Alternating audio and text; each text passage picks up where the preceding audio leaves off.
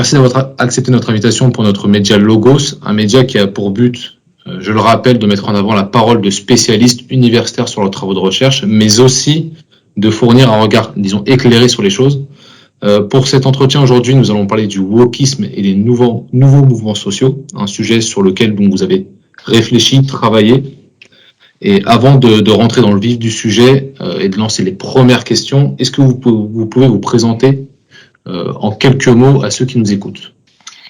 Bonjour, donc je m'appelle Michel Vieverka, je suis sociologue, directeur d'études à l'École des hautes études en sciences sociales.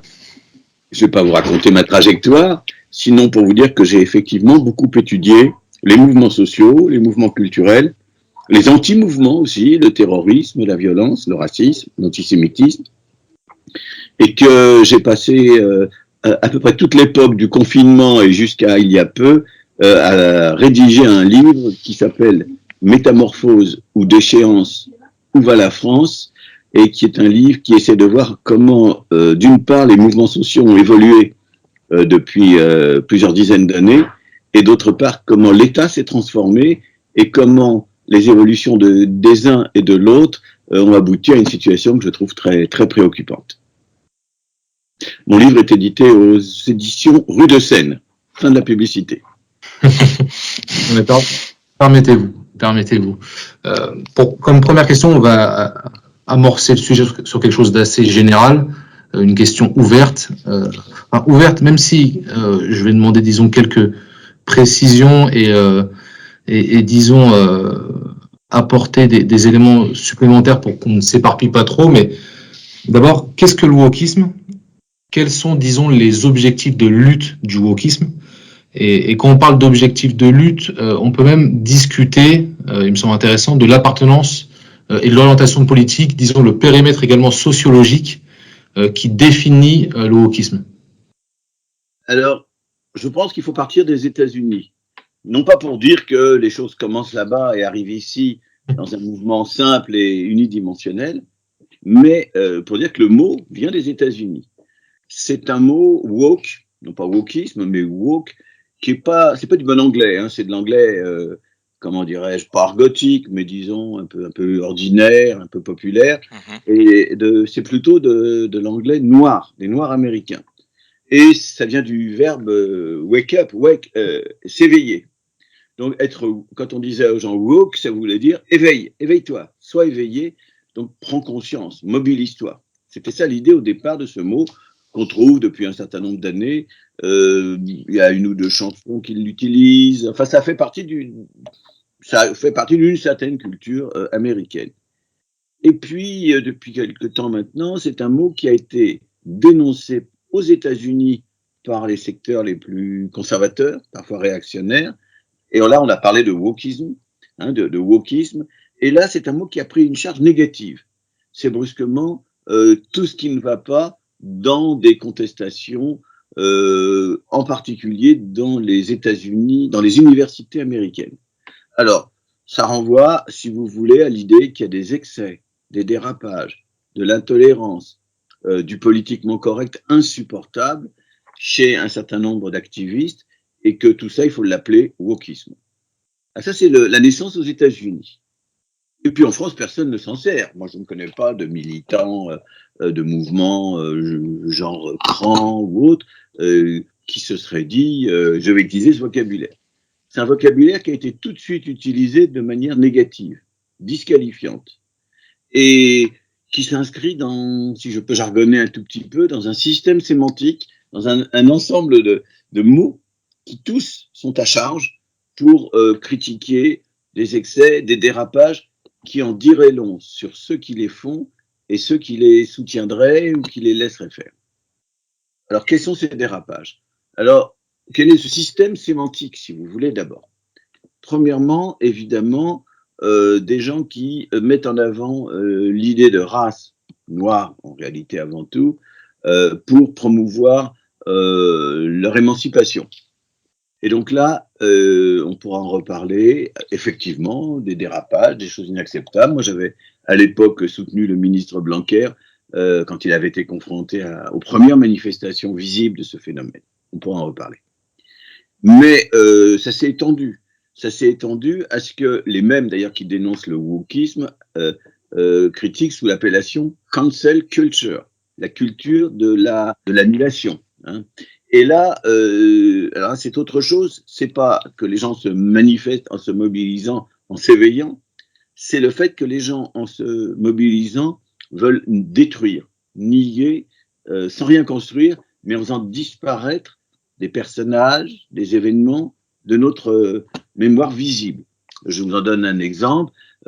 Tel personnage dont on ignorerait qu'il a eu un rôle dans l'esclavage, eh bien, on demande que sa statue soit déboulonnée, que son nom soit supprimé des rues ou des places ou des endroits publics, parce que ce personnage aurait été ou a été esclavagiste. C'est ce genre de choses. Donc, le cas extrême de la cancel culture, si vous voulez, c'est quand les talibans, il y a une bonne vingtaine d'années, détruisaient les statues de Bouddha taillées dans la roche à Bamiyan, en Afghanistan, des statues qui font des dizaines de mètres de haut qui appartenaient au patrimoine de l'humanité. Donc voilà, on annule, on détruit. Donc le fait de s'éveiller racialement, pour le dire comme ça, le fait donc aussi d'annuler certaines choses. Et puis en France, ça a pris un tour aigu autour de l'idée d'islamo-gauchisme. Alors là, on sort un peu du registre de la race et on dénonce l'islamo-gauchisme, point sur lequel on devrait revenir dans cette conversation, c'est-à-dire ceux qui veulent faire la promotion de l'islam, islamo, et qui seraient gauchistes. Donc plus que pas seulement de gauche ou d'une gauche bien particulière. Et donc là, on rentre dans un autre système de problèmes, dans un autre ensemble de problèmes, puisque là, évidemment, on touche à la question musulmane, à la question de l'islam en France. Et puis, on a dénoncé aussi dans ce mouvement, si vous voulez, de critique, très conservateur, très droitier, j'y reviendrai, on a dénoncé aussi le recours à l'idée d'intersectionnalité. Donc là, c'est une critique directe des chercheurs en sciences sociales quand ils s'intéressent à ce concept. Alors, c'est quoi l'idée d'intersectionnalité? Je vais vous le dire en termes assez simples. Le concept est plus compliqué en réalité. Mais en gros, si vous êtes femme, de couleur, handicapé, pauvre, je m'arrête là, mais vous pouvez en rajouter, eh bien, vous cumulez des injustices, des inégalités, des discriminations qui sont plus que la somme simplement, que la juxtaposition de ce que chaque problème signifie. Vous êtes victime de plus, ou vous êtes confronté à plus que la simple somme, que la simple addition de ces différents registres. Donc l'idée d'intersectionnalité, c'est donc l'idée que les problèmes se croisent, se rencontrent, et que la rencontre de ces problèmes dessine quelque chose de plus lourd encore, ou de plus compliqué que la simple juxtaposition. Donc on s'est mis aussi à critiquer le recours à ce concept. Et puis, vous pouvez certainement ajouter encore d'autres choses. On a dénoncé les gens qui se réclament des études postcoloniales. Alors là, c'est assez simple. Nous sommes dans un monde qui s'est décolonisé pour une bonne partie, pour l'essentiel. Il n'y a plus de colonies. Mais évidemment, la colonisation a laissé des marques, des traces. Et on l'a parfois aussi mal connue. On la connaît parfois insuffisamment. On ne l'a pas assez étudiée. Donc les études postcoloniales étudient ce qui est le legs, en quelque sorte, de l'époque coloniale, de la décolonisation, et aussi, bien sûr, étudient la colonisation, l'époque coloniale. En confondant d'ailleurs allègrement, dans la critique, quand les gens dénoncent les études postcoloniales, en confondant allègrement les problèmes de la société américaine et les problèmes de la société française. Les États-Unis n'ont pas été un pays qui a colonisé d'autres pays. Par contre, les États-Unis sont structurellement définis par la question de la race noire.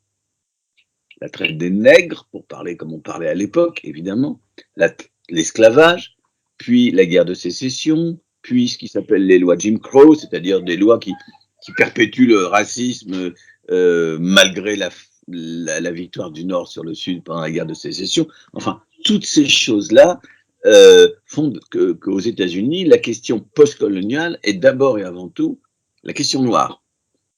Black American, African American. C'est l'adjectif qu'on utilise là-bas.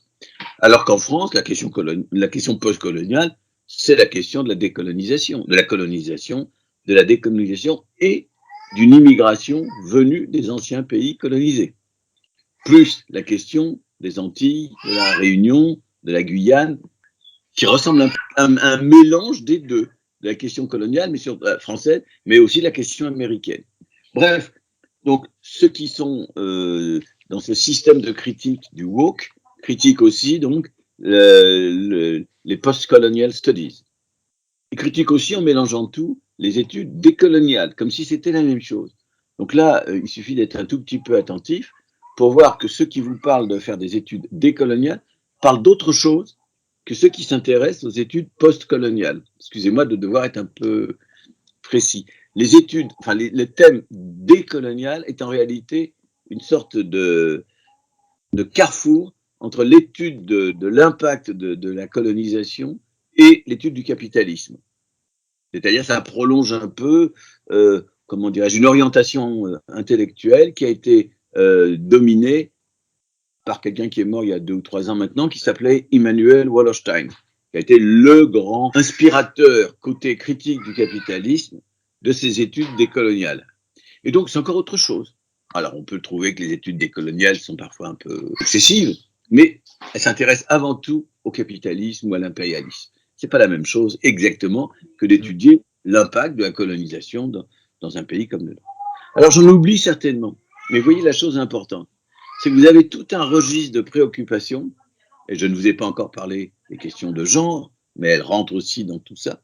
Vous avez tout un ensemble de préoccupations qui suscitent inquiétude, parfois fureur, passion, violence verbale, excès en tout genre, du côté d'un certain nombre d'acteurs qui sont des politiques, des intellectuels, plus rarement des universitaires d'ailleurs, il n'y a pas tant que ça d'universitaires de ce côté-là, et qui sont des critiques dans lesquelles il serait intéressant de parler aussi de qui exactement sont ces acteurs, qui sont ces personnes qui dénoncent tout ce système dont je viens de vous parler, avec une particularité, je vais peut-être m'arrêter là parce que je pense qu'on pourra rentrer dans plus de précisions ensuite, mais avec une particularité très française.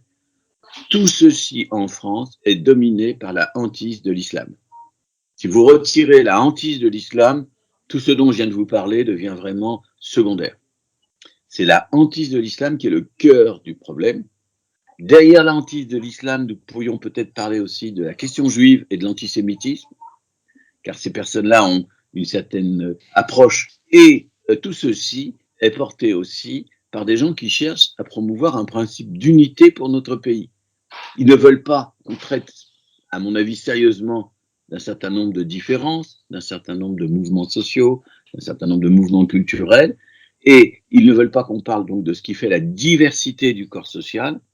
Et quand vous ne voulez pas parler de la diversité du corps social, vous introduisez l'image de son unité. Et à mon avis, en France, il n'y a pas 36 000 façons de parler de l'unité du corps social. Vous mettez en avant la République, vous mettez en avant la nation, vous mettez en avant éventuellement les deux, et vous parlez en plus éventuellement de la souveraineté nationale et donc de la question européenne. Voilà, en gros, si vous voulez, comment vous pouvez proposer une image unifiée du corps social en même temps que disqualifier un certain nombre d'acteurs ou d'actions qui traduisent la diversité du même corps social. Vous dites qu'en France, les détracteurs du wokisme, qui veulent promouvoir l'unité de la nation dont vous parlez, polarisent l'attention autour de la question de l'islam. Cela a-t-il pour effet de disqualifier d'autres mouvements sociaux comme les thématiques de genre, par exemple? Alors, c'est le discours qu'on appelle du wokisme, enfin que ces gens-là appellent wokisme, parce que entre nous, moi je vous parle là, je suis dans un petit village de Provence, je peux vous dire que personne ne parle de wokisme. C'est vraiment un petit univers d'élite journalistique, politique, intellectuelle. C'est pas le discours des campagnes ou des quartiers ou de la rue. C'est pas comme ça. Les gens parlent, bien sûr. Les gens qui disqualifient ou qui critiquent le wokisme pour en faire un cheval de bataille, parce que je pense qu'il faut critiquer certains aspects du wokisme, mais pour en faire comme ça une sorte de machine de guerre, ces gens-là peuvent mettre en avant quelques exemples qu'en général, ils vont emprunter plutôt ailleurs qu'en France, aux États-Unis ou au Canada. Alors, je vous donne un exemple de ce qui est mis en avant. Il est vrai qu'aux États-Unis, la ville devient irrespirable sur certains campus ou dans certains secteurs de certains campus parce que il y a des excès. Exemple d'excès. Je crois que c'était au Canada, mais peu importe, si c'était aux États-Unis, ça ne change rien à ce dont je vais vous parler. Une femme, professeure de littérature, dans son cours, est amenée à évoquer la façon dont, dans la littérature, des gens évoquent, avec les mots de l'époque, la traite négrière. Cette femme était évidemment pas du genre à utiliser le mot nègre. Bon. Eh bien, une campagne wokiste se met en place. Elle n'a pas le droit d'utiliser ce mot. C'est le mot de la barbarie, c'est le mot de l'esclavage, c'est le mot de souffrance terrible, etc. Elle n'a pas le droit de l'utiliser. Campagne extrêmement violente, la femme est obligée de démissionner. On a cité une fois ou deux des exemples de suicide. Je vous donne un autre exemple. J'ai entendu une conférence récemment par un très bon spécialiste français, mais qui vit au Canada sur cet enjeu.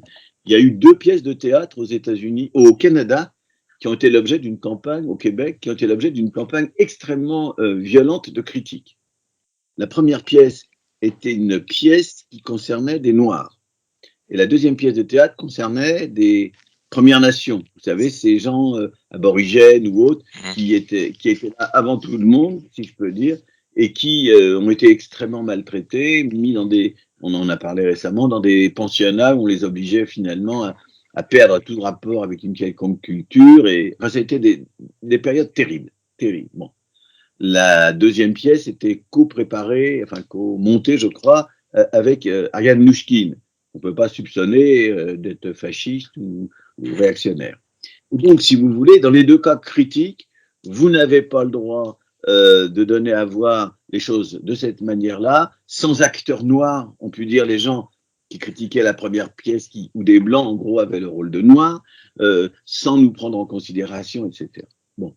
Eh bien, ça donne des campagnes extrêmement violentes, et il y en a qui parfois exagèrent. Donc, c'est ça qui est dénoncé. Et donc, j'en arrive à votre question, je crois, m'arrêtez si je réponds à côté. Mais il y a d'un côté des choses excessives, des choses inacceptables. Mais est-ce une raison pour dire que finalement tout ça rend inutile de parler du mouvement noir ou d'un mouvement éventuel de native aux États-Unis, au Canada? Est-ce que cela disqualifie l'action des femmes ou l'action de ceux qui soutiennent l'action des femmes? Est-ce que ça disqualifie le travail universitaire sur un certain nombre de grands problèmes? Alors il faudrait ne pas étudier ce qui s'est passé, l'impact de la colonisation. On n'aurait pas le droit de poser la question de savoir s'il n'y a pas un lien entre les questions coloniales et les questions économiques. Bon, tout ça n'est pas sérieux, tout ça n'est pas acceptable. Mais pour vous répondre, il y a dans notre société, dans toutes les sociétés, un très grand nombre de contestations qui peuvent avoir, à un moment ou l'autre, des gens qui dérapent. Il n'empêche qu'il ne faut pas jeter, je vais vous le dire comme ça, le bébé avec l'eau du bain. Alors, je suis peut-être pas très clair. Donc, si vous voulez, je vais faire une comparaison historique, tout le monde va comprendre, si vous en êtes d'accord. Oui, allez-y. Au début à la naissance du mouvement ouvrier, donc au début du 19e siècle, au Royaume-Uni, essentiellement, il y a des gens qu'on appellera des luddites, qui sont des gens qui cassent les machines. C'est pas spécialement mollasson comme attitude. Oui. Quelques dizaines d'années plus tard, en France, la naissance du syndicalisme sera faite de gens qui se demandent s'il ne faut pas saboter, s'il ne faut pas être violent. Vous aurez des gens qui théoriseront d'ailleurs tout ça. Quelqu'un comme Georges Sorel a théorisé l'idée que la violence ouvrière est saine. C'est ce qu'on a appelé l'anarcho-syndicalisme, syndicalisme d'action directe, c'est comme ça qu'on l'a appelé. Bon, c'est pas détendre non plus. C'est la naissance d'un mouvement. Alors moi je ne suis pas du tout du côté des excès, de la violence, ou simplement même des appels à la violence. Mais je vois que ces excès, en réalité, sont la face négative, sombre d'un mouvement qui sont de grands mouvements. Après tout, ça va donner le mouvement syndical, ça va donner jusqu'à presque aujourd'hui les principaux conflits de la société française. Et il y aura moins de violence d'ailleurs après la phase initiale. Alors peut-être qu'on n'est pas dans une phase initiale. Moi, je crois qu'on est dans une phase initiale de ces contestations et que les choses évolueront. Mais qu'il me semble, moi, important de bien sûr refuser les excès, bien sûr, les critiquer, mais ne pas sous-estimer l'importance de ce qui est en jeu, y compris dans ces excès, mais pas seulement. Voilà, c'est ça la question. Selon vous, la pluralité des mouvements risque-t-elle de rendre, in fine, inaudibles les revendications avancées? Un mouvement plus vindicatif pourrait-il prendre le dessus sur un autre, par exemple? Deux questions dans ce que vous dites. La première question, c'est celle de l'ensemble de ces mouvements, de ces contestations, de ces actions. Est-ce que tout ça n'est pas appelé à péricliter ou à aller dans des directions inquiétantes ou à éclater, etc. Alors qu'on pourrait plutôt souhaiter une sorte de convergence ou en tout cas de capacité de toutes ces luttes, de toutes ces mobilisations au moins à s'entendre sur certains enjeux ou à se comprendre. C'est la première chose. Et la deuxième chose que vous évoquez, c'est le fait que chacune de ces mobilisations, en elle-même, est susceptible d'être emportée comme ça dans des directions étranges ou inacceptables. Alors là, si vous voulez, je vous répondrai, c'est l'histoire qui tranchera. Moi, je suis pas devin, je peux pas vous dire du tout ce qui se passera dans 5 ans, dans 10 ans, dans 20 ans. Ce que je peux vous dire, c'est que l'exemple du mouvement ouvrier nous aide beaucoup à réfléchir. Le mouvement ouvrier, je vous ai dit au début, des gens cassent les machines. Mais il y a aussi des gens qui disent il faut faire grève. Mais il y a aussi des gens qui disent on va faire des mutuelles et on va se serrer les coudes économiquement ensemble. Et puis il y a aussi des gens qui disent non, on va faire ils le disent pas comme ça, mais on va faire des communautés, on va construire des utopies. Bon. Et puis il y a des gens qui disent il faut mettre en place des formes de coopération. Enfin bref, ça part un peu dans tous les sens. Et puis un beau jour, pour la France très tardivement, vous savez que le premier grand syndicat français, c'est je crois 1893 ou 1894. C'est très tard par rapport à l'histoire de l'industrie. Mais un beau jour, il se passe deux choses. D'une part, se crée le grand syndicat, la CGT, et d'autre part, se créent les premières bourses du travail. Les syndicats, c'est vertical. Je rassemble tous les ouvriers par profession, ou ce genre de choses. Les bourses du travail, c'est horizontal. Je rassemble les gens là où ils habitent. Vous habitez à Clermont-Ferrand, je crée une bourse du travail à Clermont-Ferrand. Pour les gens bon. Et évidemment, les bourses peuvent ensuite se fédérer, se regrouper, c'est encore autre chose. Eh bien, je voudrais vous dire ceci. Je pense que chacune des luttes dont nous parlons est appelée d'une part à être faite de choses très différentes. Il peut y avoir dans le mouvement contre les discriminations raciales des gens très différents, des gens qui pensent différemment, qui agissent différemment. Peut-être que jamais ça ne s'unifiera. Peut-être qu'il y aura des moments où ça se rapprochera et des moments où ça divergera. Dans l'histoire du mouvement ouvrier, il y avait des réformistes et des révolutionnaires. C'était parfois très violent, très tendu, disons, entre eux. Bon. Donc, chacune de ces luttes aura son histoire, sa diversité, sa variété de signification, sa diversité aussi de contre-projets. Et ensuite, l'ensemble de ces luttes, peut-être, donnera lieu à des formes de convergence, par exemple, politique. Je ne sais pas. Donc, il faut garder l'idée que tout ça est possible et tout ça sera ce que font les acteurs avec éventuellement des intellectuels dont le métier est d'aider à penser ces questions. Et donc, quand on est confronté aujourd'hui, c'est à une sorte d'éparpillement, d'éclatement, avec des dérives, des excès, une archipélisation, pour parler comme Jérôme Fournier. Hein. Les luttes aussi, c'est pas simplement la société, les luttes aussi s'archipélisent en quelque sorte. Est-ce que ces archipels, un jour, par suite de mouvements étranges, vont donner un continent? Je ne le sais pas. Et si ça donne un continent, est-ce qu'il y aura, ce sera juste une grande plaine, ou est-ce qu'il y aura des montagnes, des lacs, des déserts, je ne le sais pas, bien sûr.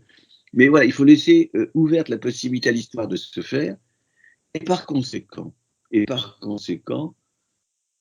tout en critiquant les aspects les plus dingues, les plus déconnants, disons-le comme ça, tout en les critiquant, en les refusant, s'intéresser, en tout cas c'est comme ça que moi je vois les choses, à ce que ces luttes peuvent commencer peut-être à construire pour demain. Le caractère ponctuel ou non d'une lutte entre-t-il en jeu pour la considérer comme wokiste ou non? Par exemple, une lutte pour la sauvegarde des emplois, comme les hauts fourneaux de Florange, à une période donnée, s'inscrit-elle de la même manière que la lutte pour l'égalité homme-femme, qui est une question plus générale et ouverte dans le temps? Alors là, il faut faire de la sociologie. Donc je vais prêcher pour ma paroisse. Il faut aller y voir et écouter, entendre, tester les hypothèses avec les acteurs pour savoir exactement quelles sont les significations que porte leur action. Une lutte, si vous voulez, je vais faire une autre comparaison.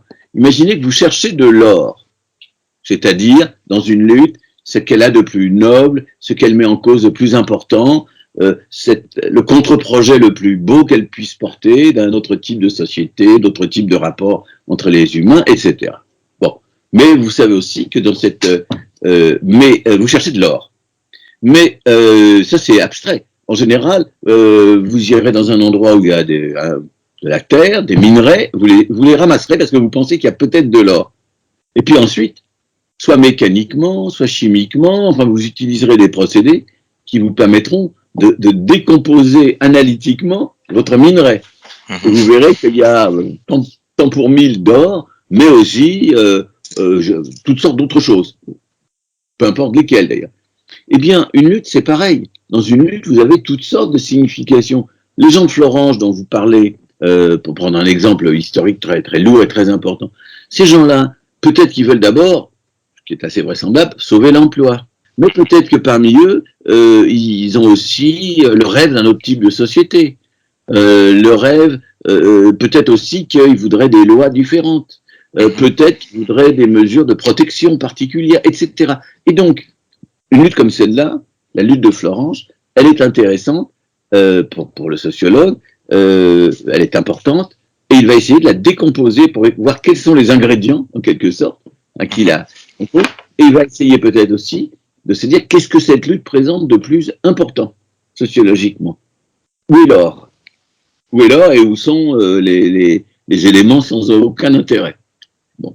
Et donc, et puis il trouvera peut-être aussi des choses intéressantes. Il y aura peut-être un peu, je dis n'importe quoi, d'argent, de platine, et peut-être un ou deux diamants qui se baladeront là-dedans, etc. Que sais-je. Bon. Donc, le sociologue, lui, va, comment dirais-je, décomposer cette lutte analytiquement, et peut-être aussi essayer de voir comment les choses se hiérarchisent, comment les choses ont une plus ou moins grande importance du point de vue des significations mises en avant.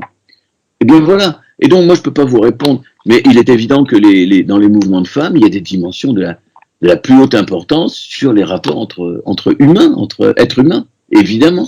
Mais il y a aussi des revendications plus limitées, évidemment. Si on vous dit le féminisme va faire en sorte qu'il y a autant de femmes que d'hommes dans les conseils d'administration des grandes entreprises, c'est certainement pas négligeable. Enfin, une fois qu'on a réglé ça, on est loin d'avoir tout réglé. Si je vous dis le féminisme va veiller à ce que cessent complètement les inégalités de salaire entre les hommes et les femmes, vous dites déjà autre chose. C'est pas la même chose. Et puis si vous dites le féminisme veut complètement mettre fin aux violences subies par les femmes, au harcèlement, etc., vous dites encore autre chose. Tout ça est important. Et peut-être que tout ça ne peut pas être hiérarchisé. Bon, mais peut-être aussi que le féminisme peut dire non pas simplement nous dénonçons, nous critiquons, nous voulons obtenir ceci, cela, mais il peut vouloir dire aussi nous voulons construire d'autres rapports entre les hommes et les femmes. C'est encore autre chose. Donc tout mouvement social peut être wokiste? Mais oubliez ce mot wokiste si vous m'autorisez. C'est pas un bon mot. C'est d'abord, au passage, ces gens qui critiquent ce qu'ils appellent le wokisme critiquent le fait qu'il serait importé des États-Unis. Je vous ai dit tout à l'heure que la société américaine a une histoire très différente. Et qu'est-ce qu'ils font? Ils prennent un mot américain, ils ne se donnent même pas la peine de trouver une traduction en français. Donnez-moi une traduction en français de wokisme. Je serais déjà très content. Ils ne le font pas. Bon, donc vous comprenez? Je vais vous dire, le mot wokisme, c'est comment dirais-je? C'est quelque chose que vous brandissez, c'est un épouvantail que vous brandissez, pas vous bien sûr, mais qui est brandi par ceux qui veulent en réalité non seulement que cessent certaines dérives ou certains excès, là ils ont raison, mais qui veulent en réalité, me semble-t-il, imposer une conception qui est la leur de la République, de la nation, de la souveraineté, et parfois aussi qui veulent contrôler la vie intellectuelle. Et là, on rentre dans une autre discussion que j'aimerais qu'on puisse avoir sur la façon dont se met en place cette vie intellectuelle. Si je peux me permettre, pour revenir sur un point que vous avez abordé au début, et notamment le terme d'unicité. Et alors vous avez parlé d'unicité, vous avez parlé de la genèse américaine sur le wokisme, et notamment ce terme, on l'avait entendu de la bouche de Martin Luther King qui avait dit stay woke pour dire aux personnes de rester éveillées. Mais j'aimerais, disons, discuter du tournant qu'on a pu constater sur le wokisme, à savoir quand on parle du droit des femmes à l'époque, remontant à l'époque de Martin Luther King, du droit des femmes, du droit des personnes, alors pas que les personnes noires, parce que ça concernait également les communautés asiatiques, enfin donc des personnes, disons, d'origine étrangère et de couleur non blanche. On avait, en tout cas, ce sentiment à l'époque, c'était, on refusait, dans les mouvements de lutte, on refusait de mettre en avant la particularité. C'est-à-dire que ces mouvements-là disaient, ne me considérez pas comme femme, considérez-moi comme une personne, jugez-moi en tant que personne et non pas en tant que femme. Sur les personnes de couleur, on disait, ne me jugez pas en tant que homme noir ou femme noire, on disait, jugez-moi en tant que personne, une nouvelle fois. On cherchait à extraire ou retirer, disons, ce particularisme qui a créé et de manière structurante à l'échelle du système, a organisé la discrimination.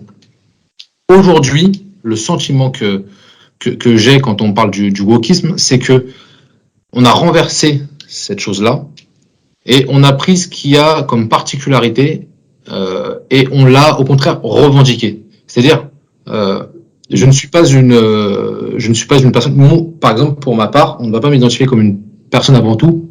On va m'identifier en tant qu'homme ou en tant que blanc. Et à l'inverse, une personne qui sera une femme noire, on va l'identifier ainsi. On ne va plus dire c'est une personne, on va dire c'est une femme noire. Et là, on est donc à l'inverse de ce côté d'unicité. On est dans une mise en avant du particularisme. Et la question que j'ai, c'est à travers ces mouvements, est-ce qu'on n'est pas quelque part dans un processus qui vise à entretenir ce pourquoi le combat, disons, a été créé à l'origine? Alors, vous avez 1000 fois raison, et vous mettez le doigt sur, je crois, les choses les plus importantes qui soient dans ces questions-là. Et c'est pour ça que ce vocabulaire wokisme me semble totalement inadapté. Alors, je vais d'abord être concret pour que l'on comprenne bien ce dont il s'agit. Lorsque des gens vous disent on me traite de manière discriminante, on me traite mal, je suis victime d'injustice raciale, et on dit que je suis noir. Et lorsque ces gens disent, eh ben oui, je vais être noir, je suis noir. Et vous dites que je suis de race noire, eh ben oui, je suis de race noire. Et je vais me réunir, je vais discuter uniquement avec des gens qui sont discriminés comme moi, et nous allons mieux préciser ce que c'est que d'être racisé ou racialisé. Et nous allons le préciser comme noir. Et ensuite, nous sortirons de nos réunions, de nos réflexions, et nous entrerons dans des logiques où, à partir de notre particularisme racial auto-intégré, en quelque sorte, je définirai les autres de la même manière que j'estime moi avoir été défini. Donc je dirais, bah, lui, il est blanc. Si vous posez la question en termes de genre, vous direz, lui, il est mâle. Si vous la définissez en termes sociaux, vous direz, lui, il est dominant. Je peux le dire, moi, puisque j'ai vécu personnellement une situation où mon séminaire a été envahi par des contestataires il y a 2-3 ans, et une jeune femme de la bonne société suisse, bien blanche, m'a traité de mâle dominant blanc. C'était la première fois que j'étais confronté à ce genre de choses, donc ça m'a fait beaucoup réfléchir, bien sûr. Et donc, pourquoi je vous raconte tout ça? C'est pour vous dire, vous avez 1000 fois raison, il existe des tendances au sein des groupes ou parmi des personnes qui sont du mauvais côté de ces rapports de domination, d'exclusion, de discrimination, etc., qui, de ce côté-là, intériorisent les catégories du dominant, se les approprient, les renversent, les retournent et fabriquent quelque chose qui peut conduire, je vais le dire maintenant brutalement, à la guerre des races, si on parle en termes raciaux, à la guerre des genres, si on parle en termes de genre, et à des logiques, et maintenant c'est le mot qu'on n'a pas encore vraiment utilisé, dans lesquelles, au lieu de penser en termes d'accès à l'universel, on promeut des particularismes qui ne peuvent que s'exclure au bout d'un moment les uns des autres. C'est ça le problème que vous formulez. Et qui, en plus, s'auto-entretiennent. Évidemment. Après, bon. Alors, la question est de savoir, il y a plusieurs questions. Premièrement, il y a des questions, comment dirais-je, de type philosophie, ou philosophie politique. Est-ce que c'est acceptable ou non? Moi, je pense que tout ce qui détruit les valeurs universelles, nous sommes tous des humains, est très dangereux. Premièrement. Mais je pense aussi que tout ce qui met la poussière sous le tapis sans regarder ce dont il s'agit est non moins dangereux. Il y a des problèmes, il faut les affronter.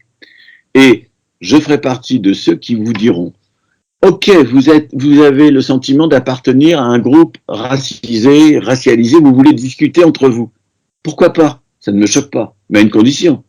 C'est que quand vous sortez de la discussion, vous reconnaissez que votre combat doit être universel et pas seulement particulier. Vous acceptez que moi qui ne suis pas dans votre groupe, je participe à votre lutte. Et vous participez et vous acceptez l'idée que ce qui nous rapproche, c'est le refus de la discrimination, le refus de l'injustice, le refus de l'exclusion, etc.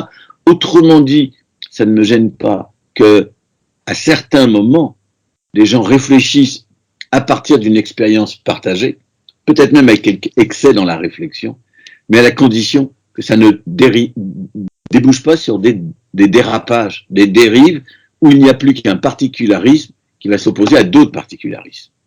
Alors, ça c'est, si vous voulez, la position de type philosophie politique que j'essaie de formuler. C'est un peu grossier comme formulation, mais autrement dit, plutôt que d'opposer l'universel et le particulier, et de demander au nom des valeurs universelles qu'on ne parle pas du particulier. Je suis du côté de ceux qui disent, oui, il faut parler du particulier, et il faut arrimer le particulier à l'universel. J'espère le dire à peu près clairement. Ça, c'est un aspect du problème. Le deuxième aspect, il est non plus de philosophie politique, mais beaucoup plus historique. Quel est le poids de ces choses dont nous parlons, de ces dérives? Alors c'est là où ça devient en France assez délirant. Parce que, oui, il peut y avoir des dérives. Après tout, le djihadisme, c'est une sorte de dérive extrême. Bon, mais c'est évidemment inacceptable, bien sûr. Bon, après tout, oui, il existe des groupes extrêmes qui vont prôner ce genre de séparatisme, pour utiliser le vocabulaire du pouvoir actuel. Bien sûr, mais enfin, c'est quand même pas la grande majorité de ceux qui sont concernés par ces questions. Je vous parle même pas de ceux qui ne le sont pas. Hein. Mais quand même, moi, vous savez, si je mets bout à bout tout ce que je vois dans l'université qui s'intéresse à des thèmes qui sont ceux qui peuvent être liés à ces enjeux, mais c'est peanuts, c'est rien du tout. Et d'ailleurs, les gens qui critiquent le wokisme, ils n'ont pas beaucoup de choses très concrètes à mettre en avant. Et quand ils vont chercher des exemples, ils vont les chercher au Canada et aux États-Unis ou au Royaume-Uni. Vous pouvez pas, vous, me citer de très nombreux cas. C'est toujours les mêmes exemples qui nous sont donnés. L'interdiction d'une pièce de théâtre, d'Eschyle, des trucs qui se sont passés à Sciences Po, qui sont d'ailleurs, et en plus, quand on commence à regarder les exemples d'intolérance, on s'aperçoit qu'ils peuvent venir d'ailleurs que de ces groupes dont on est en train de parler. Donc, il faut aussi regarder le poids concret, historique de ceux dont il est question. Et donc, on arrive à un troisième problème, vous m'arrêtez si je m'éloigne de vos préoccupations. On arrive à un troisième problème qui est, qu'est-ce que tout ça signifie du point de vue de la vie intellectuelle et universitaire, mais pas seulement, dans notre pays.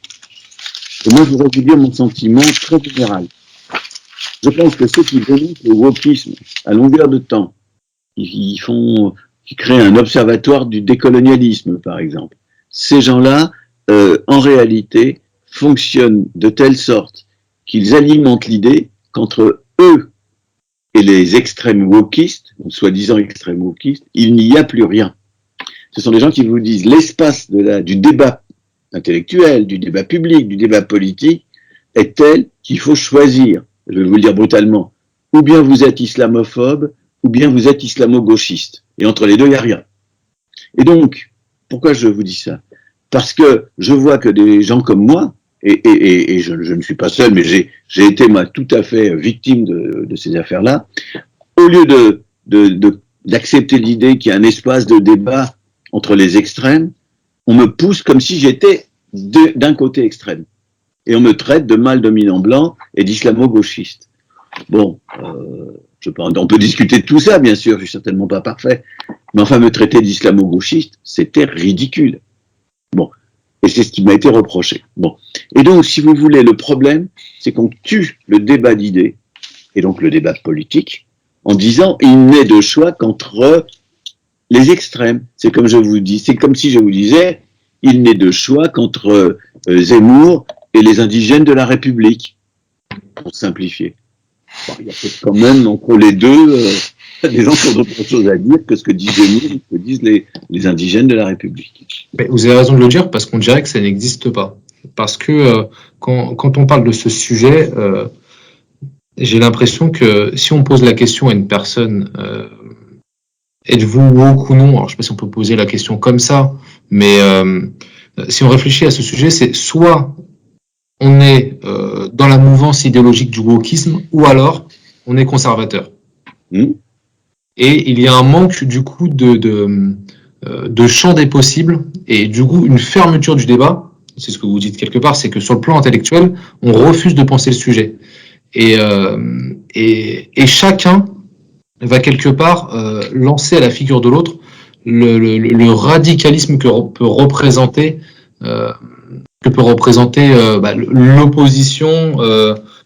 l'opposition d'idées. Par exemple, les mouvements woke peuvent balancer à la figure d'une personne qui se dirait non, mais je ne souscris pas à la totalité de vos actions, à dire que cette personne est conservatrice, est contre le droit des femmes, est contre le droit des minorités, etc., etc. Et à l'inverse, une personne pourrait dire vous êtes pour un progressisme qui conduit à une sorte de nihilisme social, à une déstructuration totale du système, et donc pour employer un terme d'anarchie, mais anarchie au sens péjoratif du terme, non pas au sens politique, disons, vous voyez ce que je veux dire, c'est qu'on est dans une situation où la nuance n'existe plus. Écoutez, vous dites exactement ce que je pense. Donc moi je suis à 100% d'accord. Et je crois qu'une catastrophe actuelle, c'est cette destruction de l'espace du débat. Parce que c'est une destruction. Si je vous insulte parce que vous êtes au plus loin de moi et que vous m'insultez parce que je suis au plus loin de vous, les gens qui écoutent ça se détournent ou prennent parti. S'ils se détournent, ça veut dire qu'il n'y a plus de débat, et s'ils prennent parti, ça veut dire qu'il n'y a non pas débat, mais pugilat, ou presque. Donc de toute façon, on est perdant. Et donc je trouve que c'est très grave, et je trouve que c'est d'autant plus grave que nous sommes dans une période historique, si je prends la France, où il n'y a pas que la vie intellectuelle qui perd ses médiations, qui perd ses espaces intermédiaires, où justement tout n'est pas tout blanc ou tout noir, tout d'un côté ou tout de l'autre. Je constate que de façon plus générale, nous sommes dans une période historique où les corps intermédiaires sont affaiblis. Je fais partie des gens qui trouvent dramatique que la CFDT soit si peu écoutée et si méprisée d'une certaine façon par le pouvoir politique actuel. Je fais partie des gens qui sont quand même effarés de voir à quel point le débat parlementaire est sans intérêt, puisque les parlementaires dominants font exactement ce qui est attendu d'eux par le pouvoir, au bout du compte.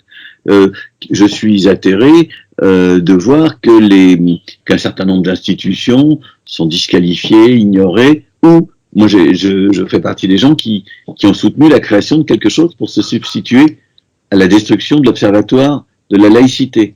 Il existait un observatoire de la laïcité, le pouvoir a dit on le supprime, donc j'ai fait partie de ceux qui ont dit on va créer une association, puisque ce qui avait été créé par le haut à l'époque de François Hollande est supprimé, on va créer une association qui va faire remonter ces choses par le bas, sous forme associative. Et donc on a créé la Vigie de la laïcité. Voilà, je pense que nous sommes dans une phase où les médiations concrètes ou intellectuelles sont affaiblies, et où il faut absolument refuser cette vision, cette construction dichotomique, vous êtes avec nous, vous êtes contre nous.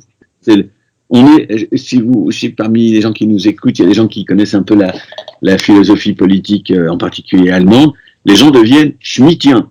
Carl Schmitt, c'est un philosophe nazi d'ailleurs, mais une personnalité intellectuelle de premier ordre, par ailleurs, qui a dit, finalement, il faut réfléchir en termes amis et ennemis.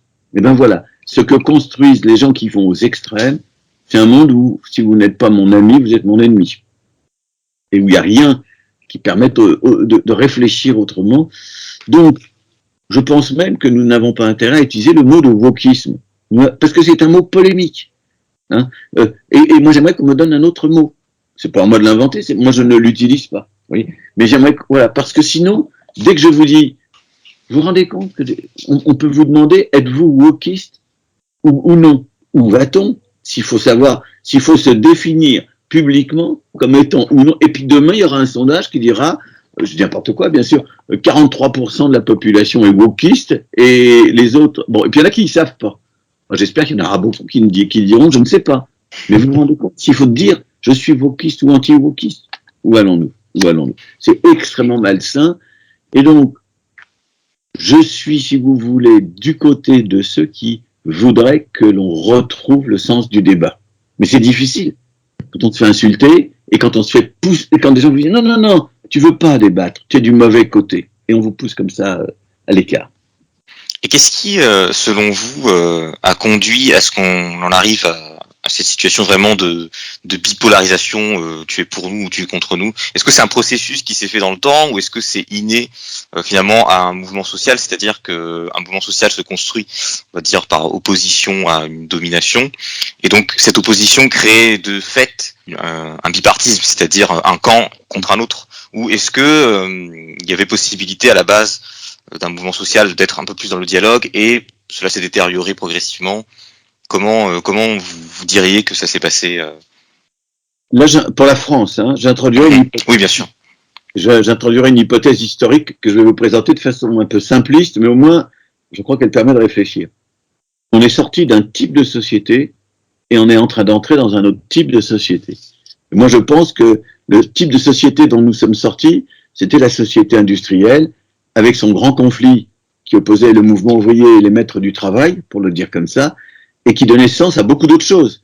Il y avait des gens qui se sentaient du côté du mouvement ouvrier parce qu'ils étaient dans l'éducation nationale, parce qu'ils étaient, je sais pas quoi, membres d'un mouvement de consommateurs, d'une association familiale, etc., mais qui ramenaient le sens de ce qu'ils faisaient à ce conflit. Bon, c'est fini. On en est orphelin, mais c'est comme ça. C'est fini. Et nous entrons dans un autre type de société où, demain, il y aura peut-être, sous des formes qui sont évidemment totalement différentes, l'équivalent pour ce nouveau type de société de ce qu'a été le mouvement ouvrier pour la société industrielle.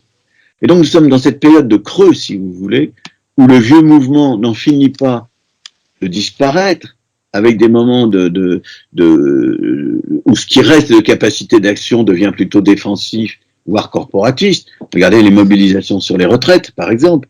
Mais il y a encore des beaux restes, si je peux dire, de ce qu'a été le mouvement ouvrier. Mais on voit très bien que ce sont des combats d'hier, plutôt, pour défendre ce qui a été des acquis lors d'une autre époque.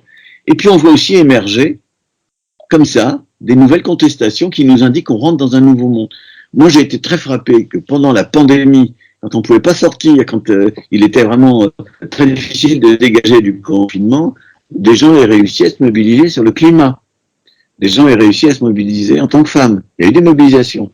Que les gens aient réussi à se mobiliser pour protester contre le racisme. Donc, environnement, genre, femmes, etc., orientation sexuelle, disons aussi, tout ce qui touche à l'éthique, à la question de ma subjectivité, de mon rapport à mon propre corps, à mon intégrité physique, etc., tout ça, si vous voulez, me semble-t-il, c'est les prémices des mouvements sociaux et culturels qui vont nous occuper pendant plusieurs dizaines d'années. Voilà ma réponse. Et donc, je pense que quand on sort d'un type de société et qu'on rentre dans un autre type de société, c'est pas, vous comprenez, il n'y a pas une porte qui s'ouvre, le vieux mouvement qui sort tranquillement, avec ses drapeaux et ses organisations, et puis les nouveaux mouvements qui, eux, rentrent par l'autre porte et qui s'installent non moins tranquillement et paisiblement. c'est pas comme ça que ça se passe. C'est beaucoup plus compliqué. Et puis il y a des choses qui sont d'une autre nature. Tout ne se ramène pas à ça, bien sûr. Mais pour moi, c'est ça. Et donc, on est dans ce moment de l'entre-deux. Pourquoi est-ce que aujourd'hui le système politique fonctionne si mal? Pourquoi il n'y a pas de gauche ou si peu? Pourquoi il n'y a pas de droite ou si peu? Parce que c'était plutôt des formes politiques héritées de la période antérieure. Après, on peut critiquer le personnel politique, on peut dire beaucoup de... Mais voilà. Et donc, on est dans ce moment où on change de monde, on change de type de société, et donc, on est dans le creux. Voilà, c'est un peu comme ça que je verrais les choses. Voilà le genre d'hypothèse que je proposerais pour commencer à réfléchir, ce qui permet d'ailleurs de commencer à distinguer les significations. Dans une lutte, Florence par exemple, peut-être qu'à Florence, il y avait peut-être aussi des gens qui disaient moi je voudrais qu'on produise autrement, je crois que c'était de l'acier, je voudrais qu'on travaille autrement, de manière plus respectueuse de l'environnement, et qu'on invente peut-être d'autres produits à partir de ce sur quoi nous travaillons, enfin, qui pourraient penser un peu environnement, écologie et tout ça. Bon, c'est encore une autre signification. Donc les choses peuvent se mêler. Et puis il y a aussi des mobilisations qui n'ont rien à voir avec tout ça. Des gens qui disent simplement, moi je veux pas faire les frais du changement, moi je veux pas faire les frais de la mondialisation. Voilà, les gilets jaunes, ils sont ni l'ancien monde, ils sont pas syndicalistes, ils sont pas classe ouvrière, ils vous parlent pas des rapports de production, de l'usine, pas du tout. Mais ils sont pas non plus le nouveau monde. Ils vous parlent pas égalité homme-femme, environnement, climat. Ils vous disent, moi je veux pouvoir vivre, je veux pouvoir finir le mois à peu près, et je veux pouvoir avoir accès à la mobilité, donc ne pas payer l'essence à des prix exorbitants. Bon, c'est encore autre chose, oui, mais je peux avec le genre d'hypothèse que je vous propose, je peux essayer de commencer à réfléchir, voilà, à réfléchir, et c'est donc l'idée d'un moment de creux entre deux types de sociétés. Mais peut-être qu'on rentrera jamais vraiment dans la nouvelle société, ou que d'autres pays le feront. Vous savez, si je peux prendre un exemple historique, quand on est rentré dans la modernité, après la Renaissance, enfin cette époque-là, il y a des pays qui ont parfaitement réussi, le Royaume-Uni, enfin l'Angleterre, disons, les Pays-Bas, puis il y a des pays qui ont complètement loupé le coche. L'Espagne a loupé le coche. Voilà, donc c'est pas tout le monde qui fera ce mouvement. J'aimerais revenir sur des termes que vous avez employés, notamment quand vous parlez de poids concret des préoccupations. Quand on essaye de résumer l'ensemble des mouvements dits woke, on trouve l'ensemble des mouvements sociétaux de défense des minorités, droits des femmes, discrimination faite aux personnes noires, etc., etc. Est-ce que vous pensez, et là je me réfère à Jean-Claude Michéa, que l'on trouve aujourd'hui une alliance objective entre le libéralisme de gauche et le libéralisme de droite? Le libéralisme de gauche, avec les mouvements qui, disons, tendent vers un progressisme des idées, des mœurs, et une alliance, d'un autre côté, avec le libéralisme de droite, qui renforce justement les intérêts du capital, et qui se servirait justement de ce libéralisme de gauche pour perdurer. Je vais prendre deux exemples qui m'ont marqué. D'abord, lors de la dernière Coupe du Monde féminine, on a cherché à promouvoir le football féminin au nom du droit légitime, du droit des femmes, et plus largement du progrès. On est là donc dans ce qu'on pourrait qualifier de libéralisme de gauche, un mouvement et une volonté que le libéralisme de droite s'est justement accaparé et apporté une parfaite réponse et coordination avec la chaîne TF1 qui s'est activée à diffuser l'ensemble des matchs, leur permettant d'enregistrer des audiences records et donc un gain économique publicitaire absolument énorme. L'autre exemple que je vais donner, c'est, et là je vais parler d'une personne, c'est Assa Traoré, qui est la porte-parole France, on peut le dire comme ça, la porte-parole France du mouvement Black Lives Matter, et qui est dans ce libéralisme de gauche, par la défense des minorités, et qui a posé récemment avec la célèbre marque Louboutin. Donc on voit en résumé que le libéralisme de gauche, voulant certes bien faire, nourrit le libéralisme de droite. Mais quid de la gauche qui se bat sur les enjeux économiques? Ce que l'on présente comme de nouveaux mouvements sociaux, progressistes, de gauche, ne font finalement que légitimer ce libéralisme néo-capitaliste sans jamais remettre en cause les enjeux. Pour reprendre, là je vais reprendre les fondements marxistes de lutte des classes. Alors, c'est aussi des thèmes extrêmement importants et je voudrais vous faire 2 remarques. La première, c'est qu'on a cru effectivement que c'était fini la lutte des classes au sens traditionnel, si je peux dire, c'est-à-dire la capacité de mobilisation de personnes et de groupes à partir des rapports de travail, à partir de l'emploi, à partir de l'entreprise. Bon. Il se passe 2 choses extrêmement intéressantes et très différentes l'une de l'autre. Premièrement, si vous regardez ce qui se passe aux États-Unis, en Californie, et pas seulement, vous vous apercevez qu'il y a une sorte de renaissance d'un certain syndicalisme. Y compris, vous avez vu peut-être que chez Amazon, ça a tangué, et qu'il y a comme ça des moments où des gens veulent reconstruire de l'action syndicale. Bon. Donc, ça n'est pas fini. Et puis, deuxièmement, je ne sais pas si vous connaissez ce livre de Naomi Klein qui s'appelle No Logo. C'est un livre qui date d'une 20aine d'années, mais qui m'avait passionné. Alors, en gros, qu'est-ce que montre cette journaliste? Elle dit, aujourd'hui, il y a un certain nombre d'entreprises qui ont dissocié complètement la production et le commerce. Elles fonctionnent en vendant des marques. Si vous achetez une paire de chaussures Nike, si vous allez boire un café chez Starbucks, etc., vous payez la marque. Vous ne savez pas trop comment sont produits les chaussures ou le café que vous allez consommer. Et dans certains cas, la marque vend très cher éventuellement ce qu'elle fabrique, qui est fabriqué par d'autres qu'elle-même, dans des pays genre Pakistan, Bangladesh, etc., ou aux Philippines, enfin des pays très pauvres, où la main-d'œuvre va être plus que surexploitée. Autrement dit, la paire de chaussures Nike que vous allez acheter $200, elle aura peut-être, du point de vue de la rémunération de ceux qui ont travaillé dans les usines dans un pays lointain, elle aura peut-être coûté en termes de fabrication peut-être même pas $1 ou $2. Oui, c'est disproportionné. Mais le rapport de classe, il est déstructuré. C'est-à-dire que d'un côté, on s'enrichit, on fait du commerce, et ça plaît, on a trouvé des marchés. Et d'un autre côté, il y a, oui, un rapport d'exploitation, de domination, mais on s'en fiche pas mal parce que c'est à l'autre bout du monde et ça se joue entre des ouvriers et des ouvrières surexploités, hyper surexploités, et des patrons qui sont juste pour vous, entreprises à marque, qui sont juste des fournisseurs. Donc, une sorte de décomposition, mais pas de disparition, du rapport capitaliste.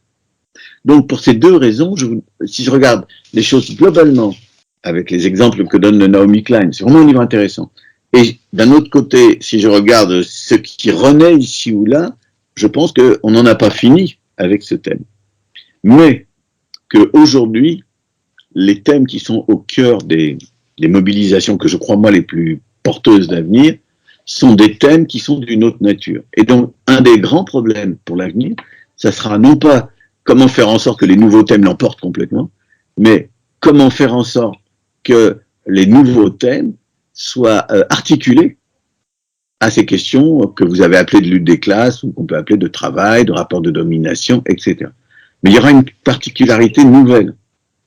Jusqu'à il y a une dizaine ou une vingtaine d'années, le cœur de la conflictualité et le sens des choses étaient donnés par la lutte des classes. Cette lutte-là dont vous parlez.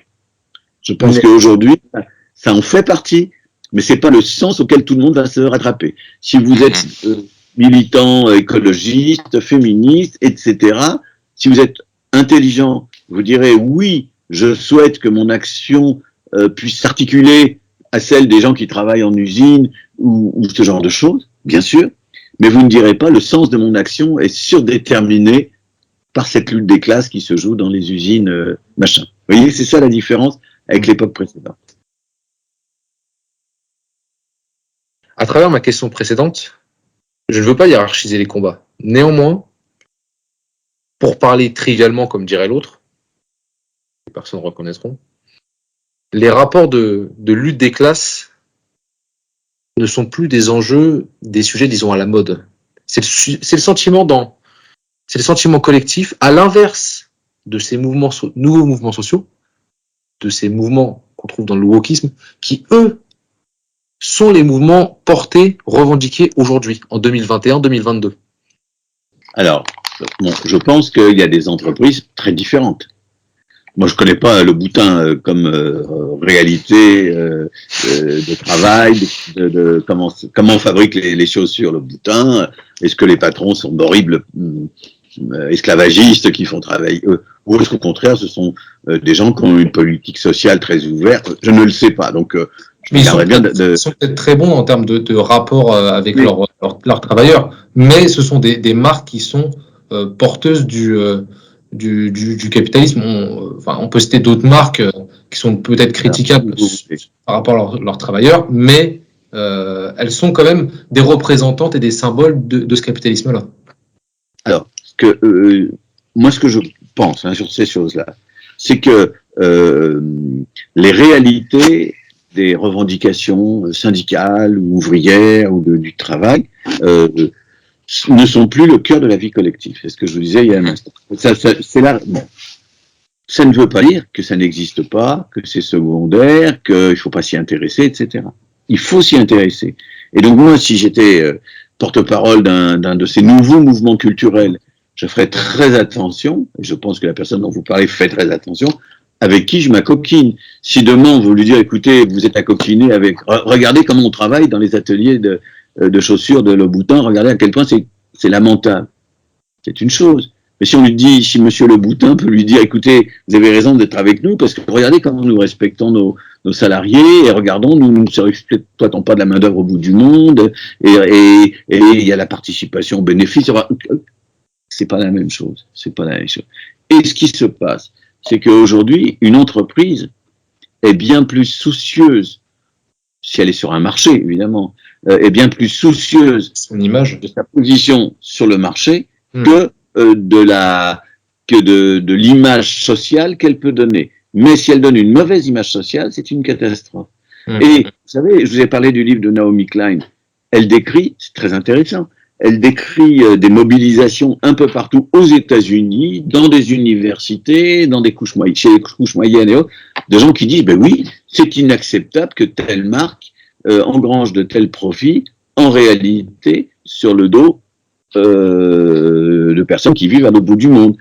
Et pourquoi c'est important? Parce que si moi j'achète, oublions Nike, je ne veux pas me fixer sur une marque particulière, si moi j'achète des vêtements X, et que parce que je trouve que c'est bien, parce que c'est ce qui me permet de montrer que je suis dans le coup, etc. Si j'achète ces vêtements X et qu'on me dit mais regarde comment ils sont produits ces vêtements X, c'est des enfants de 8 ans qui travaillent 14 heures par jour et qui sont payés $1 par jour, et c'est avec ça que tu as pu acheter tes vêtements. Eh bien, si je réfléchis un tout petit peu, je dirais, bah oui, bien sûr, je vais arrêter d'acheter ces vêtements. Vous voyez, et je vais peut-être me mobiliser, et je vais même faire des actions pour protester. Bon. Et donc, la difficulté aujourd'hui, je crois, hein, c'est de penser l'articulation du dedans et du dehors. C'est ça qui me semble très, très important. Mais pour compliquer le raisonnement que vous suivez, ces problèmes généraux de société, ça pénètre aussi dans certaines entreprises.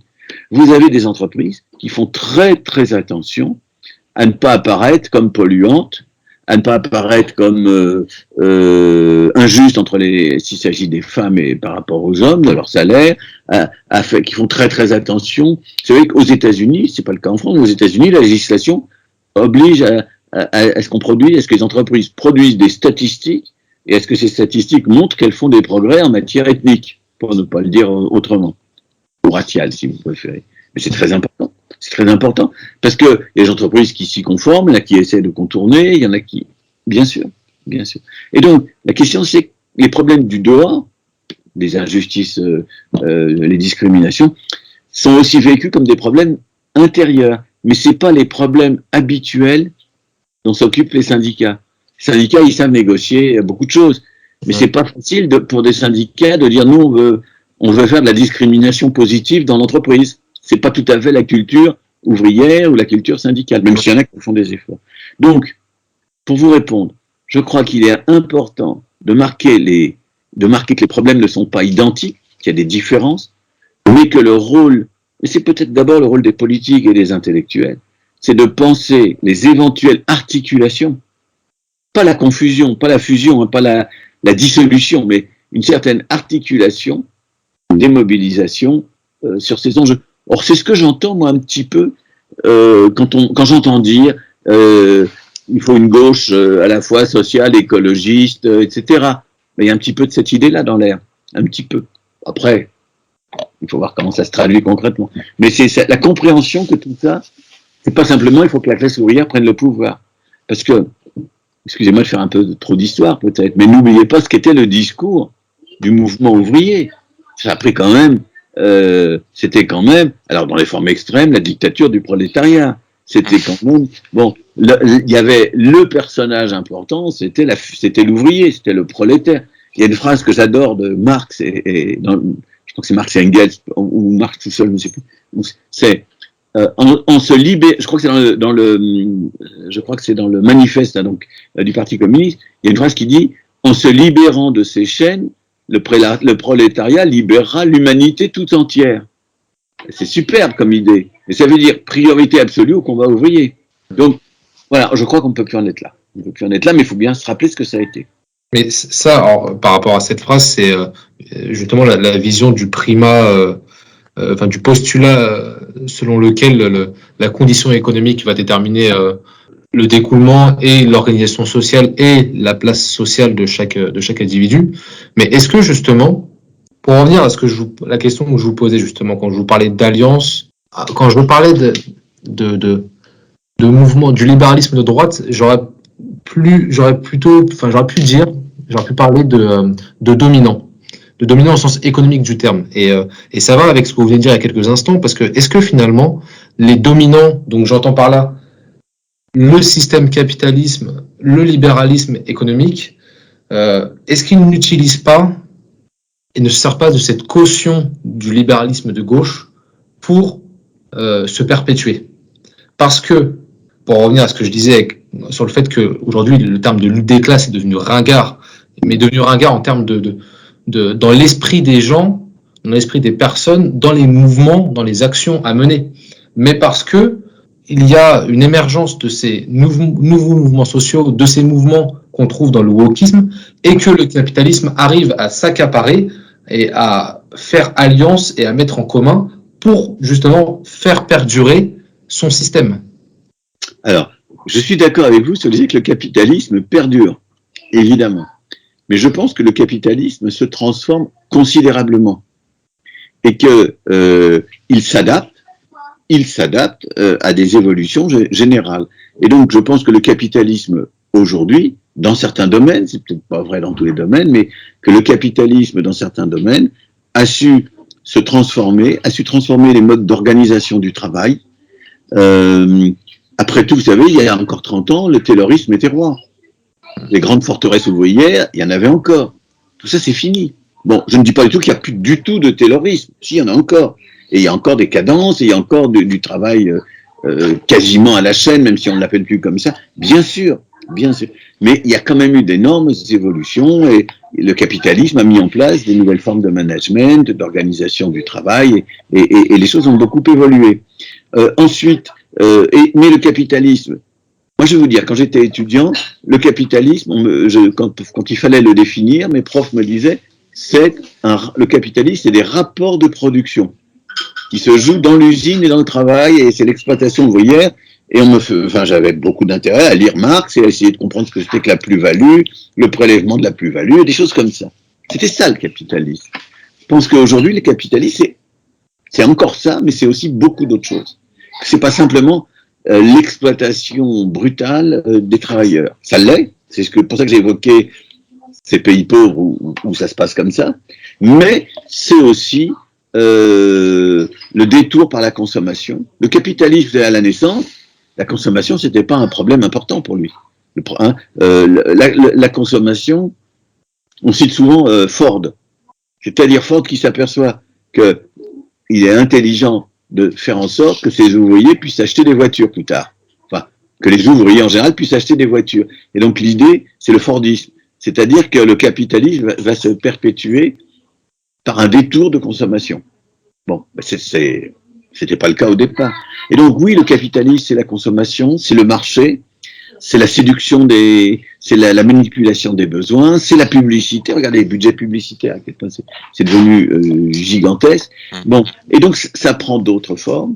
Et la contestation du capitalisme, donc là j'arrive à votre point, la contestation du capitalisme, il faut la regarder au dehors et au dedans, et pas simplement au dedans des entreprises. C'est ça le problème. Alors, moi, vous comprenez, comme j'aime pas utiliser le mot wokisme, je vais pas parler avec vos mots à vous, mais je comprends, je crois ce que vous dites. Je pense que c'est malsain, il est malsain d'opposer l'univers du travail, de l'exploitation, de la domination, des mauvais salaires, et toutes ces choses-là, de l'opposer à l'univers de la lutte sur l'environnement, l'égalité homme-femme, etc. Je pense qu'il ne faut pas les opposer. Il faut reconnaître la différence de ces enjeux, c'est pas la même chose, et se demander ensuite comment un discours plus politique peut essayer de les fédérer, de les rapprocher, de faire en sorte que ça ne se détruise pas. Et moi, je trouve que on le voit quand même assez bien avec le féminisme. Moi, quand j'entends dire qu'il faut que les femmes touchent les mêmes salaires que les hommes, c'est à la fois un thème culturel général, et aussi un problème pour les entreprises. Donc, vous voyez, c'est le dedans et le dehors. Et dans une entreprise, on fera des progrès parce que du dehors, on aura été sous pression, et que les femmes à l'intérieur, oui. Parlons quelques instants du féminisme et des différences de salaire, justement. Est-ce que, par exemple, vous ne trouvez pas que le capitalisme réussit à s'accaparer des enjeux sociétaux de lutte que, historiquement, on peut trouver dans les mouvements de gauche pour perdurer? Regardez les discours que font les banques en termes de recrutement. Les banques, qui sont l'antre même du système capitaliste. Ces mêmes banques qui, sur leur site, sur leur page de recrutement, inscrivent des scorings de leur établissement, concernant leur établissement, sur les enjeux de rapports salariaux hommes-femmes. On fait en réalité une cible entre les hommes et les femmes au détriment d'un autre enjeu et dont on ne parle pas finalement. Cet enjeu, c'est la confrontation des rapports salariaux entre les riches et les pauvres. Moi, je pense qu'il ne faut pas mélanger les problèmes. La lutte pour l'égalité homme-femme, c'est pas simplement une question économique, c'est aussi une question économique, mais pas seulement. C'est une question de reconnaissance. Si les femmes sont égales des hommes, elles ont un autre rapport au travail, elles ont un autre rapport à l'emploi, elles sont respectées, elles sont reconnues, elles sont égales. C'est quand même pas la même chose que si on vous dit que comme tu es une femme, tu gagneras 20% de moins. Bon. Et quand vous rentrez à la maison, c'est quand même pas mal de pouvoir dire à son mari, si vous êtes marié, je gagne comme toi, compte tenu de mes diplômes, de ma profession, etc. Donc, il y a quand même une question de reconnaissance, si vous voulez, qui est très importante, premièrement. Deuxièmement, je pense que là où nous divergeons peut-être, moi je ne crois pas que l'objectif des luttes sur l'environnement, des luttes féministes, des luttes antiracistes, des luttes sur tout ce qui touche au corps, à la subjectivité, etc., je ne crois pas, des luttes éthiques, si vous voulez, je ne crois pas que l'objectif soit directement ou fondamentalement anticapitaliste. Voilà, au sens que vous avez utilisé. C'est pas alors. Bon, par contre, si moi, je vais parler de questions d'environnement. Si je vous dis, voilà, c'est pour s'enrichir que les usines machin polluent en fabriquant, en balance du CO2 dans l'atmosphère, etc. Je vais pas les attaquer parce qu'elles, si je les attaque, si je les critique en tant qu'environnementaliste, je dirais pas ces salauds-là exploitent les ouvriers. Je dirais, ces salauds-là, pour faire plus de profit, balancent des cochonneries dans l'atmosphère. Et je dirais peut-être même en allant voir, et je m'apercevrais peut-être qu'ils payent bien leurs ouvriers. Et je m'apercevrais peut-être même que leurs ouvriers sont bien contents de travailler pour cette entreprise et défendront l'emploi contre l'environnement. C'est des choses qu'on a souvent vues, d'une manière ou d'une autre. Je le dis de façon un peu caricaturale, bien sûr. Et donc, mon combat ne sera pas anticapitaliste de la même manière que le combat anticapitaliste de ces ouvriers dans ces usines qui, eux, veulent des hausses de salaire, de la sécurité de l'emploi, des choses respectables, mais d'une autre nature. Donc, le sens de mon action ne sera pas le même. Alors, la question, moi, qui m'intéressera, vue du dehors et avec une certaine distance, c'est comment faire en sorte qu'il puisse y avoir une capacité au moins de se comprendre entre ces ouvriers et ces capitalistes qui sont finalement peut-être d'accord entre eux pour polluer parce que tout le monde y trouve son compte de ce côté-là, et moi qui dis que c'est une catastrophe pour la planète, pour l'humanité, pour l'environnement. Vous voyez, mais moi, je serais peut-être en tant que militant sur l'environnement anticapitaliste, mais le capitalisme, je le définirais comme cette capacité d'un certain nombre d'entreprises à polluer, et non pas du tout cette capacité d'un certain nombre d'entreprises à exploiter la classe ouvrière. Et j'ai une dernière question. Est-ce qu'il n'est pas compliqué du coup de ne pas entrer dans une opposition des revendications à partir du moment où justement elles n'ont pas une même convergence d'intérêts? J'entends par là l'exemple que vous avez donné justement sur l'intérêt par exemple des travailleurs dans des entreprises qui polluent à partir du moment où les travailleurs ils trouvent un bénéfice économique, une rémunération importante. Mais un combat à côté de ça d'écologistes qui vont se plaindre justement de cette entreprise du fait qu'elle pollue. Comment est-il possible d'arriver à une union de ces revendications à partir du moment où leur finalité, leur objectif final n'est pas le même? Alors, je pense que oui, jusqu'à un certain point. Et ça, c'est la politique plus que la contestation directe qui peut changer les choses. C'est lorsque des acteurs politiques ou quasi-politiques se posent la question, que vous formulez comme ça, c'est lorsqu'ils se posent cette question qu'ils sont capables, et qu'on voit s'ils sont capables du monde d'inventer des programmes ou des projets politiques qui traiteraient de la question telle que vous la formulez. Voilà. Et alors, moi, j'ai évoqué la CFDT, j'avais été intéressé, ils avaient, en liaison avec une soixantaine d'associations, dont certaines concernées par des problèmes d'environnement, ils avaient justement essayé de proposer une plateforme mobilisatrice sur tout ça à la fois. Mais ça marche ou ça marche pas, ça prend ou ça prend pas. Ça dépend aussi de la conjoncture, ça dépend de beaucoup de choses. C'est pas facile. Et donc, regardez, je vais prendre les gilets jaunes. Les gilets jaunes, ils n'étaient pas du tout intéressés par ce qui se passait dans les entreprises. Or, c'était des gens qui disaient tous, on gagne pas assez notre vie. Ben, ils n'en avaient pas fait une lutte anticapitaliste. Ils en avaient fait une pression sur l'État. Donc, vous voyez, c'est pas simple. C'est pas simple de penser ces questions d'un seul moment, d'un seul mouvement. Et c'est aussi pour ça que la politique va mal. Hein. C'est parce qu'il n'y a pas de projet politique qui sérieusement, en touchant les sensibilités des uns et des autres, arrive à faire comprendre, je vais simplifier à l'extrême, qu'on ne peut pas se mobiliser sur l'environnement si on ne prend pas en compte les problèmes sociaux des gens, et qu'on ne peut pas se mobiliser sur les problèmes sociaux des gens en faisant comme s'il n'y avait pas de risque climatique ou problème d'injustice entre les hommes et les femmes. Et le problème, c'est comment prendre tout ça en charge, et ça, c'est la politique qui viendra, à mon avis, c'est pas encore la politique actuelle, mais c'est la politique qui viendra, qui de plus en plus essaiera de penser comme ça ces questions. C'est très clair. Christophe, est-ce que tu as une question, quelque chose à ajouter? Alors, en guise de bilan, pour conclure, quel portrait dressez-vous à l'heure actuelle en France des nouveaux mouvements sociaux? Lesquels arrivent à émerger, lesquels perdureront selon vous? Alors, j'ai consacré à peu près le tiers du livre dont je vous parlais tout à l'heure à cette question. Ce sera l'occasion d'amener ce sujet. Bon, donc c'est vraiment une question qui me tracasse beaucoup. En gros, si vous voulez, on est aujourd'hui en France dans un pays où ces nouveaux mouvements sociaux sont très faibles par rapport à ce qu'on pourrait espérer ou même ce qu'on peut voir aux États-Unis. Le féminisme français est faible. Il est intéressant et il est très important de voir qu'il se réveille, et c'est très positif, avec des histoires de violence, de viol et toutes ces questions si importantes. Mais, comment dirais-je, c'est le premier pas de dénoncer comme ça ces violences. Le deuxième pas, c'est de construire d'autres images de la société et des rapports qu'il peut y avoir entre les hommes et les femmes, ou même les orientations sexuelles des uns des autres, toutes ces questions-là.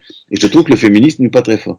Tout ce qui touche au climat, à l'environnement, n'est pas très fort non plus. On n'a pas d'énormes mobilisations sur ces enjeux.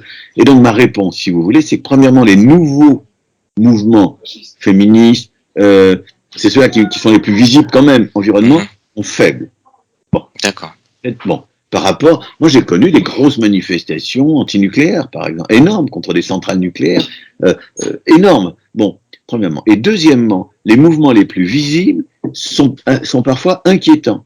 Soit qu'ils sont dans l'horizontalité et dans l'incapacité de se structurer, de créer les conditions d'un débat, d'accepter ou de promouvoir le débat. C'est plutôt le côté gilet jaune. Soit, alors là c'est beaucoup plus inquiétant encore, qui sont dans le particularisme spécial dans un particularisme spécial qui est le refus de la science. Et là, je pense au mouvement anti-vax. D'accord. C'est-à-dire, comprenez, il y a encore 20, 30 ou 40 ans, vous aviez la critique de la science. Je vais donner un exemple. Vous avez eu, quand il y a eu le sida, il y a un film 120 pulsations par minute qui est remarquable. C'est peut-être un peu, mais moi je l'ai trouvé très intéressant. Les gens qui se mobilisent ne disent pas on est contre la recherche médicale. Hein, ils disent on veut y accéder et plus vite que ça.